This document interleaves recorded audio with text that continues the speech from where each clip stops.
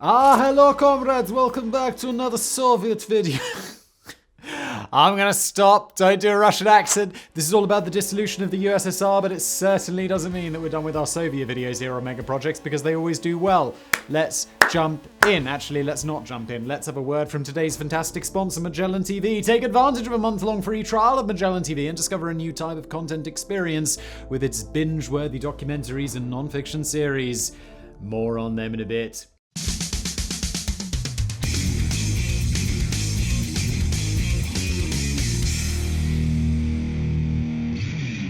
It's Christmas Day, 1991, a day the world changed. The events that took place in Moscow towards the end of this year had been building for some time, around 4 years to be exact. At 7:32 p.m, the red Soviet flag with its gold hammer and sickle and gold-bordered red star above was lowered from the roof of the Kremlin for the final time. Moments later, the Russian tricolor inched its way up the flagpole to replace it. The collapse of the Soviet Union quite literally reorganized the geopolitical landscape. Independent countries emerged onto the world stage, and the 45-year conflict, which wasn't really a direct conflict, known as the Cold War, finally came to a close. It's difficult to overstate just how seismic these changes were for a world that had grown wearily accustomed to the tempestuous relationship between the USSR and the United States. An entire generation had known nothing but mistrust and propaganda slung from one side or the other, and the fall of the Soviet Union saw a tectonic shift that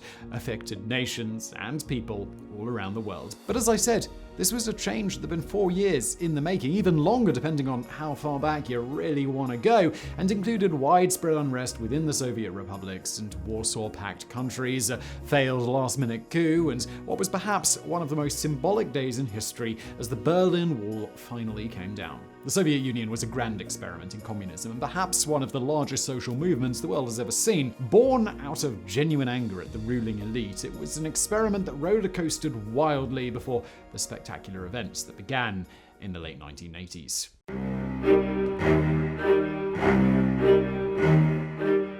Now, of course, no good story can really begin at the end. The events that took place in 1991 may have reshaped the world, but they were the final moments of a quite extraordinary 69-year undertaking. To begin this story, we have to start back on the 7th of November, all the way in 1917. At this point in history, Russia had been involved in the bruising First World War for almost 3.5 years. Russia, like most of the other countries involved in the Great War, did so mostly to satisfy imperial rivalries and rampant nationalism. But unlike countries to the west, Russia was far from a nation equipped to fight a prolonged, expensive and bloody war. By 1917, the Russian state was a shattered carcass with widespread hunger across the country as the Tsarist ruler attempted to squeeze every last drop out of the country. Somewhere between 2.2 and 2.7 million Russians died during World War I, figures only matched by Germany. Anger began boiling over with the existing autocracy, and this led to not one, but two revolutions in 1917. The first began in February, when factory workers in Petrograd, now St. Petersburg, began striking, and by the 10th of March, virtually every factory in the entire city was closed. The Tsar ordered the military to quell the uprising, but, well, exactly the opposite happened as the troops themselves began to revolt. Many officers were shot or went into hiding as the military machine collapsed. With few options, the Tsar abdicated the throne on the 15th of March.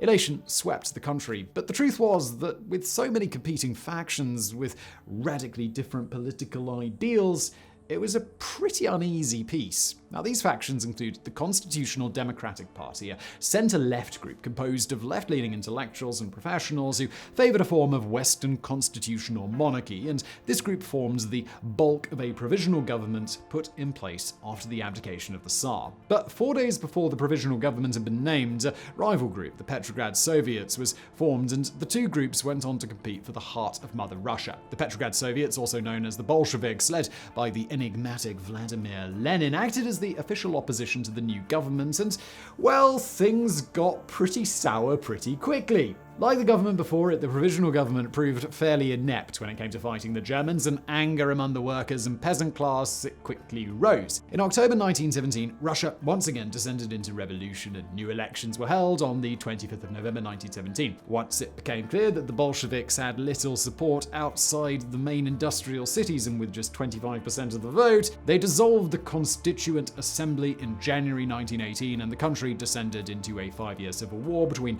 the Soviet Red Army and a loose confederation of liberal and monarchist forces known as the White Army. An estimated 8 million Russians died during the chaotic civil war as the Red Army gradually inched its way across the country, and by 1922, the last holdout had been suppressed, and the country emerged from the war under the dominant rule of the Bolsheviks.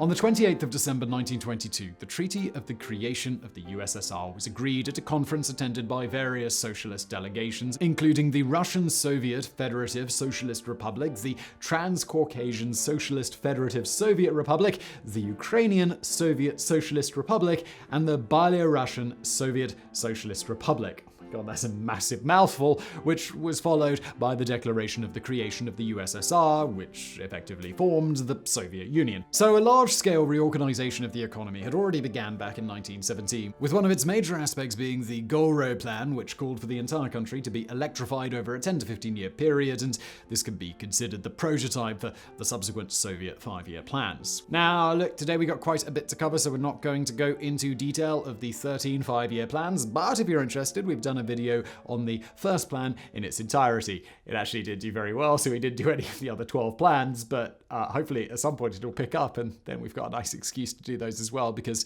they're truly fascinating. Go show your support for that original video. Now, just before we get into the rest of the story of the Soviet Union, and I promise eventually its collapse, I want to tell you about today's sponsor, Magellan TV. Magellan TV is a new documentary streaming service founded by filmmakers who love history. Their mission is to tell the great stories that have defined the human experience, and with more than 3,000 excellent programs available on Magellan, it's hard to stop watching once you start. They've got everything from the Greeks to the Great War, plus modern histories, biographics, scientific profiles, true crime, and a whole lot more. More content is being added every week. And what's one thing you love about paid streaming services? Of course, there are no adverts, just lots and lots of excellent facts. Now, if you're enjoying today's video and want to go hunting on Magellan for more Cold War content, they've certainly got plenty of titles to whet your appetite. Today, I recommend Nadia Comaneci, The Gymnast and the Dictator. A look at the famous Olympian's forced relationship with dictator Nicolae Ceausescu. It's wild. Right now, you guys can get a 1-month free trial of Magellan by clicking the link in the description below. It's content for days and days, so let Magellan hook you up. You'll be glad you did, and let's get back to communism.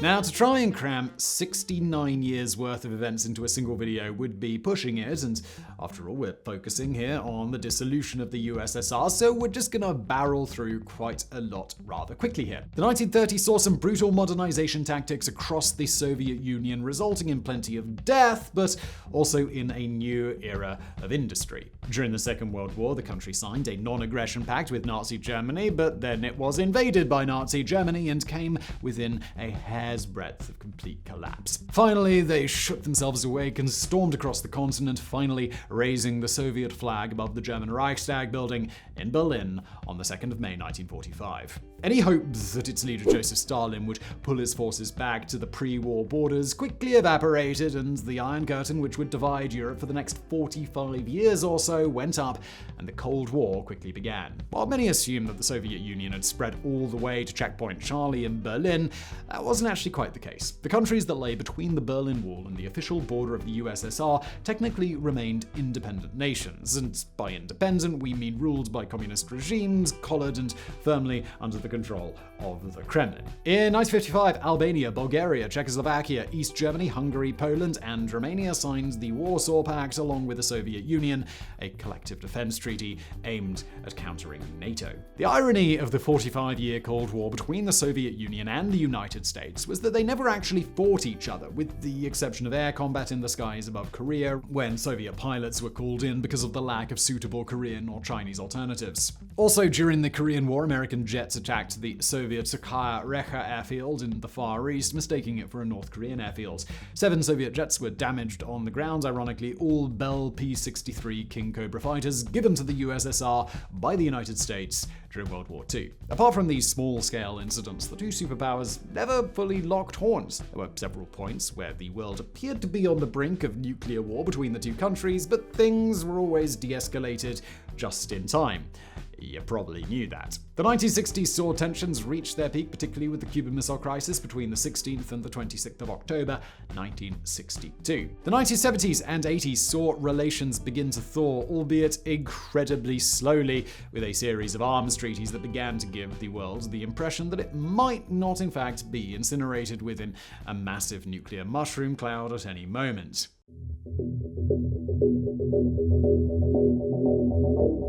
It's difficult to pinpoint where the grand adventure in socialism began to unravel, but most would probably agree that by the mid-1960s, things were certainly beginning to flatten out in the USSR. An uprising in Czechoslovakia in 1968 was brutally put down, but the seeds of change were starting to emerge. But this was in contrast to official Soviet dogma between the 1960s and mid-1980s, where a series of leaders presided over a period that was famously coined the era of stagnation by Mikhail Gorbachev. More on him a little bit later.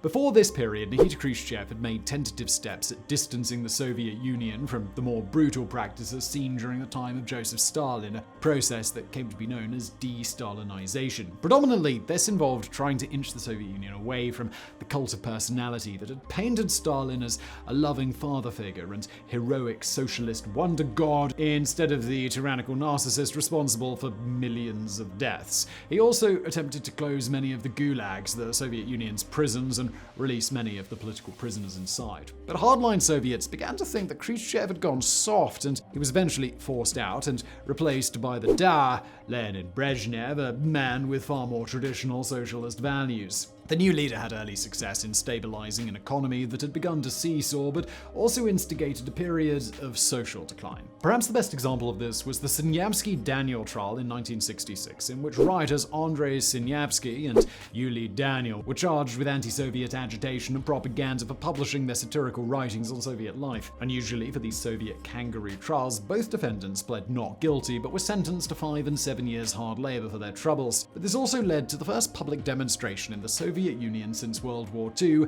known as the Glasnost Meeting, where 50 protesters gathered in Pushkin Square in Moscow on the 5th of December 1965. The KGB quickly broke up the protest, and several of the organizers were suddenly deemed insane and spent a month in a psychiatric facility. And we know that 50 protesters might sound microscopic, but this was the Soviet Union, and protests of this kind were absolutely unheard of. The Glasnost Meeting was not only an act of extraordinary bravery, it is widely seen as the first movement for civil rights in the Soviet Union. As I mentioned, Leonid Brezhnev saw early success with the economy, but it did not last. While it would be a stretch to say it began to decline, it certainly stagnated and was made all the starker by the astonishing economic growth seen in the United States. In fact, by the mid-1980s, the US economy had grown to twice the size of the Soviet Union's. Economic problems came down to several factors, but were heavily influenced by the fact that prices were fixed by the central government, which could raise and lower them whenever it wanted.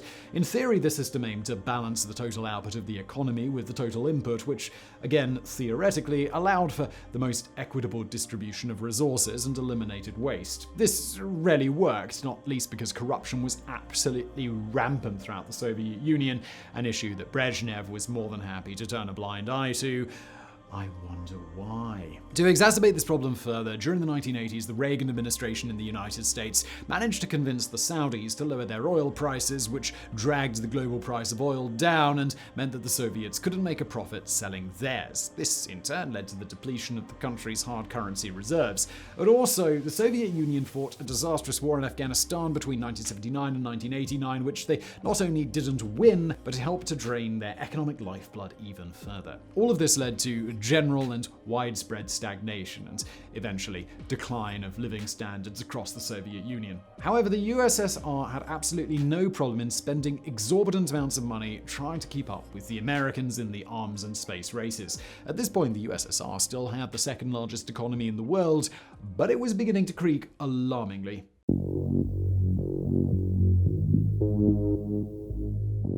When Mikhail Gorbachev came to power in 1985, he set about enacting a series of reforms that he hoped would stimulate a sluggish economy and promote greater openness within the Soviet Union.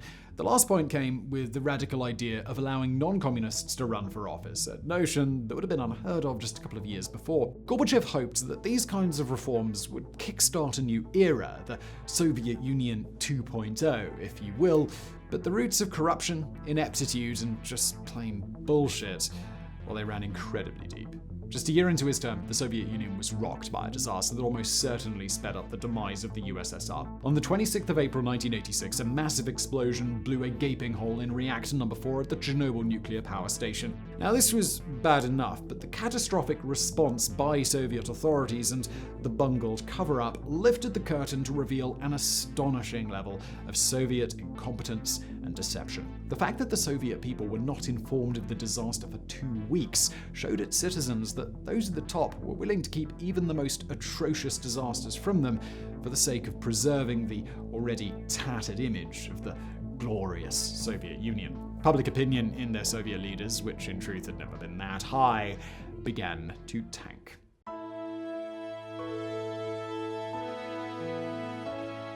Throughout its lifetime, Soviet leaders had ranged from the psychopathic to the utterly inept, but thankfully for most involved, the man at the helm, when it really mattered, Mikhail Gorbachev, came across as level-headed and, dare I say it, a fairly decent Soviet leader. On the 25th of October 1989, Foreign Ministry spokesman Gennady Gerasimov said, "We now have the Frank Sinatra doctrine. He has a song, I did it my way, so every country decides on its own which road to take." A little cryptic, I know, but essentially the Sinatra Doctrine signaled that Moscow would no longer interfere in the internal affairs of countries under the Soviet umbrella.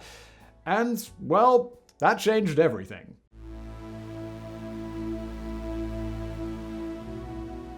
With the smell of freedom in the air, change swept through Eastern Europe. The first to go was Poland, with 3 elections announced on the 4th of April after sustained protests across the country. Hungary was next, with huge protests on the country's National Day, the 15th of March, forcing the government to begin negotiations over elections, which were concluded on the 18th of September. Also in Hungary, the first sections of the Iron Curtain began to come down as the country started removing its border barrier with Austria. In East Germany, the government was hanging on for dear life. Gorbachev visited in October 1989 to mark the 40th anniversary of the GDR, but also to urge reform on its leaders. Towards the end of the month, the number of protesters in Leipzig had swelled to over 300,000 as the screw tightened. In November 1989, the world watched transfixed as sections of the Berlin Wall came crashing down and Germans began moving freely across a border that had not long before been one of the most well-protected and dangerous anywhere in the world. This was followed by the Velvet Revolution in Czechoslovakia, which saw 800,000 people in Letna Square by the 25th of November, and 3 days later, the government announced it would relinquish power and dismantle the single-party state. In Romania, communist dictator Nicolae Ceausescu was forced from power after the military revolted against his rule, and he and his wife were executed by firing squad on Christmas Day 1989 after a failed helicopter escape. And this wasn't just in Europe. Across the world, anti-socialist fury led to the toppling of governments or watering down of socialist ideology on every continent as the communist experiment began to implode. Unfortunately, we don't have anywhere near enough time to tell you about every revolution that took place during this period, but it was a truly historic few years.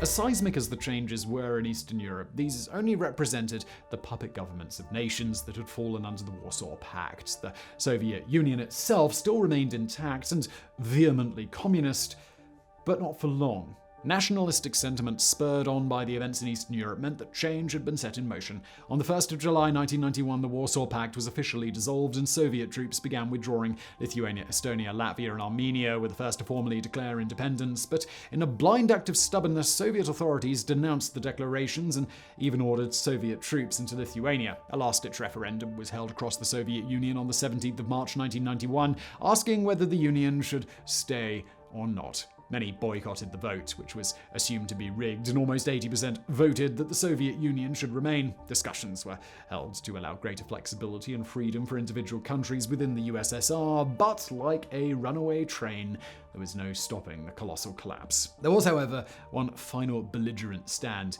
in August 1991. An attempted coup led by hardline communists and high-ranking KGB officials began on the 18th of August when Gorbachev's summer home in Crimea had its communications cut. Rouge officials then entered the dacha and demanded the Soviet leader either declare a state of emergency or resign and name one of them as the provisional leader. Gorbachev refused outright, and the following day military operations began in Moscow as 4,000 soldiers, 350 tanks, 300 armored personnel carriers, and 420 trucks taking part in the coup began moving through Moscow.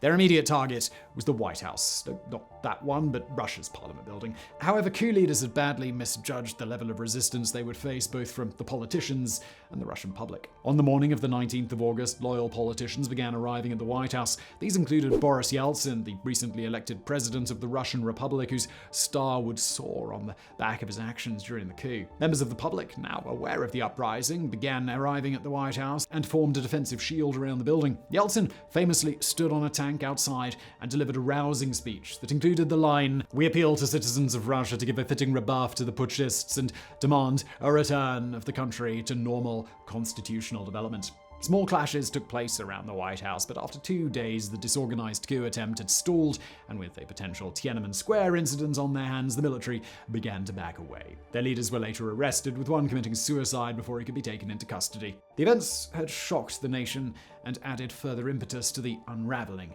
of the USSR. The final 4 months of the Soviet Union saw a torrent of change. Successive republics began breaking away, and the final nail in the coffin came on the 1st of December 1991 when Ukraine, the largest republic, formally declared its independence. On the 21st of December, the Alma-Ata Protocols were signed by all the newly independent nations, which effectively ended the Soviet Union.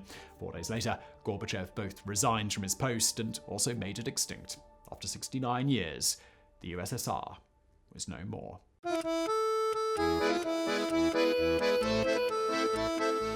And that brings us to the end of the mammoth story of the rise and fall of the Soviet Union, an economic and military coalition that created the largest country the world has ever seen at 22,402,200 square kilometers, which is about 8.6 million square miles, and spanned 11 time zones. This was, of course, the largest ever experiment in communism, and it's fair to say that it didn't quite work. The collapse of the Soviet Union fundamentally changed the world. Since then, we've steamed headlong into unbridled capitalism. How much of a good thing that is, I'll leave it up to you. But it also led to greater geopolitical connectivity than ever before. After 45 years of the suffocating Cold War, the world seemed to breathe a little easier, at least for the time being. The United States emerged as the sole global superpower, and the European Union slowly bulged in size as countries to the east broke away from the yoke of Russian influence. In terms of dramatic change that affected the entire world, we may never see something quite like the end of the 1980s and the start of the 1990s ever again. So I really hope you found that video interesting. If you did, smash that like button below. Don't forget to check out our glorious sponsor, Magellan TV. And thank you for watching.